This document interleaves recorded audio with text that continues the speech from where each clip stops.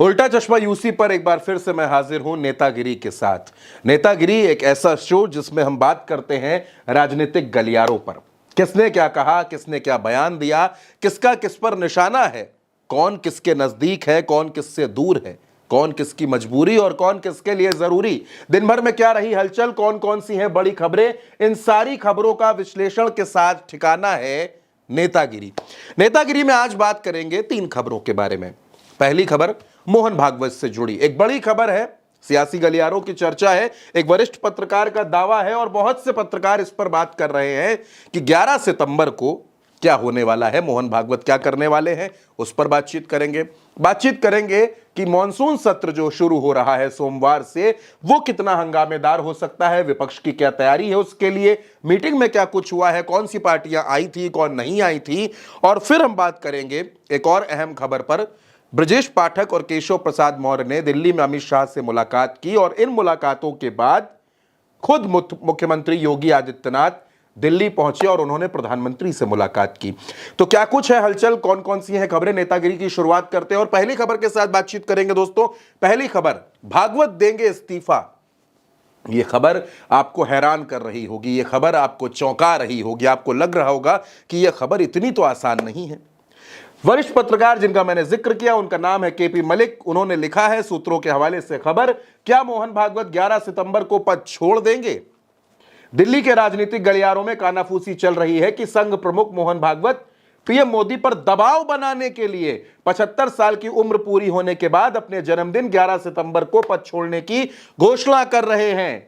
हालांकि संघ प्रमुख के 75 वर्ष पूर्ण होने के मात्र 6 दिन बाद यानी 17 सितंबर को ही प्रधानमंत्री मोदी के भी 75 वर्ष पूरे होने जा रहे हैं। लेकिन वो क्या करेंगे, क्या निर्णय लेने वाले हैं, वो तो, और उसके आगे एक सवालिया निशान।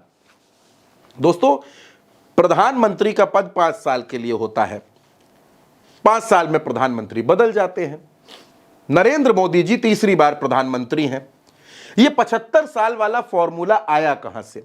आप याद कीजिए, लालकृष्ण आडवाणी, मुरली मनोहर जोशी, नजमा हेपतुल्ला, सुमित्रा महाजन, रीता बहुगुणा जोशी, ये वो तमाम नेता थे, सत्यदेव पचौरी भी, ये तमाम नेता थे जिनको 75 साल की उम्र वाले फॉर्मूले में फिट करके मार्गदर्शक मंडल में भेज दिया गया, यानी कि चुनावी राजनीति से दूर कर दिया गया।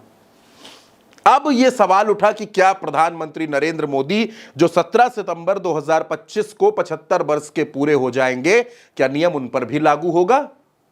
अमित शाह ने सामने आकर कह दिया कि भैया, भारतीय जनता पार्टी के संविधान में ऐसा कुछ है ही नहीं, ऐसा कोई नियम नहीं है।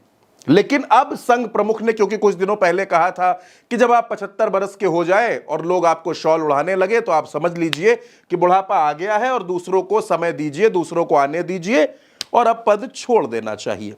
अब केपी मलिक यह दावा कर रहे हैं कि 11 सितंबर को मोहन भागवत बड़ा फैसला ले सकते हैं, मोहन भागवत देश को चौंका सकते हैं। हालांकि ऐसा होगा या नहीं होगा, अभी इसको लेकर सिर्फ अटकलें हैं, लेकिन इनके इस एक्स के पोस्ट से यह सवाल खड़ा हो गया है, तो इस सवाल पर बातचीत करनी बेहद जरूरी है। तो इंतजार कीजिए 11 सितंबर का, जब मोहन भागवत जी का जन्मदिन होगा, उस दिन वो क्या घोषणा करते हैं, क्या ऐलान करते हैं, यह भी देखने वाली बात होगी। और अब दोस्तों, मोहन भागवत से कुछ आगे बढ़ते हैं, अगली खबर की बात करते हैं। अगली खबर, यूपी में सुगबुगाहट। अब यूपी में सुगबुगाहट किस बात की हो रही है? 2 तस्वीरें आपके सामने हैं, मैं चाहता हूं इन दोनों तस्वीरों को आप तसल्ली से देख लीजिए। एक तस्वीर है ब्रजेश पाठक की और दूसरी तस्वीर है केशव प्रसाद मौर्य की। ब्रजेश पाठक यूपी के डिप्टी सीएम, केशव प्रसाद मौर्य 2017 से लगातार उत्तर प्रदेश के डिप्टी सीएम, प्रदेश अध्यक्ष भी रह चुके हैं। खबरें आती हैं कि केशव प्रसाद मौर्य भारतीय जनता पार्टी के प्रदेश अध्यक्ष बन सकते हैं। यह मुलाकात पहले हुई थी, यह मुलाकात बाद में हुई है कहा गया। और इसके बाद केशव प्रसाद मौर्य ने राज्यपाल आनंदीबेन पटेल से भी मुलाकात की थी। इन दोनों मुलाकातों के बाद उत्तर प्रदेश के सियासी गलियारों में चर्चा शुरू हो गई, कानाफूसी शुरू हो गई।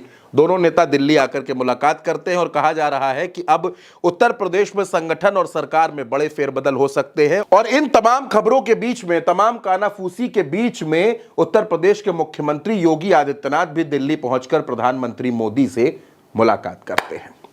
तो दोस्तों, इन मुलाकातों की जो तस्वीरें हैं, तस्वीरें तो आपने देख ली, लेकिन तस्वीर के आगे कहानी कौन सी तैयार हो रही है? क्या उत्तर प्रदेश में केशव प्रसाद मौर्य वाकई प्रदेश अध्यक्ष बनने जा रहे हैं या इससे बड़ा कोई कद होने वाला है? और अगर केशव प्रसाद मौर्य संगठन में जा रहे हैं तो सरकार में कौन कौन से फेरबदल होने जा रहे हैं? 27 का चुनाव भी सामने आ रहा है और उससे पहले मुलाकातों की ये तस्वीरें बहुत कुछ कहती हैं दोस्तों। तो देखते हैं आगे आने वाले वक्त में क्या होता है। और अब चलते चलते नेतागिरी में आज की आखिरी खबर पर बात कर लेते हैं। आज की जरूर आखिरी खबर है, लेकिन सोमवार की पहली खबर बनेगी, वो है मॉनसून सत्र। मॉनसून सत्र में संग्राम होने वाला है। संग्राम कई मुद्दों पर छिड़ेगा, कई मुद्दों पर सदन के दोनों सदनों में हंगामा भी हो सकता है। इंडिया ब्लॉक ने एक ऑनलाइन मीटिंग बुलाई। ऑनलाइन मीटिंग में आम आदमी पार्टी इस मीटिंग से दूर रही। इंडिया ब्लॉक की जो मीटिंग थी उससे उसने दूरी बनाई। मीटिंग में तमाम बातों पर मंथन किया गया। यह समझने की कोशिश की गई कि भाई 21 जुलाई से जो सत्र शुरू हो रहा है, मॉनसून सत्र, उसमें सरकार की घेराबंदी कैसे करनी है। तमाम मुद्दे हैं। बिहार में जो वोटर्स की पुनरीक्षण का कार्यक्रम चल रहा है, एसआईआर का, उस पर सरकार को घेरने की तैयारी है। ऑपरेशन सिंदूर पर हंगामा हो सकता है। ऑपरेशन सिंदूर पर विपक्ष सरकार से चाहेगा कि वो जवाब दे। इसके अलावा अहमदाबाद का विमान हादसा, उस विमान हादसे पर भी सदन के दोनों सदनों में रिपोर्ट पर हंगामा मच सकता है।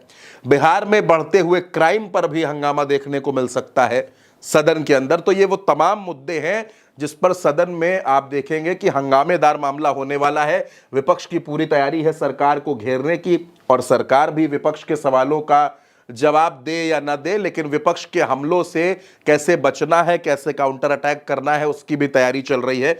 तो जो सत्र शुरू होने जा रहा है वो बड़ा हंगामेदार होगा। सत्र में बहुत से मुद्दे देखने को मिलेंगे, बहुत से सवाल जवाब, आरोप प्रत्यारोप, सब कुछ देखने को मिलेगा। तो दोस्तों, आज नेतागिरी के इस एपिसोड में इतना ही। सियासी खबरों में आपकी क्या राय है, आप क्या कहना चाहते हैं, कमेंट बॉक्स में जरूर बताइएगा।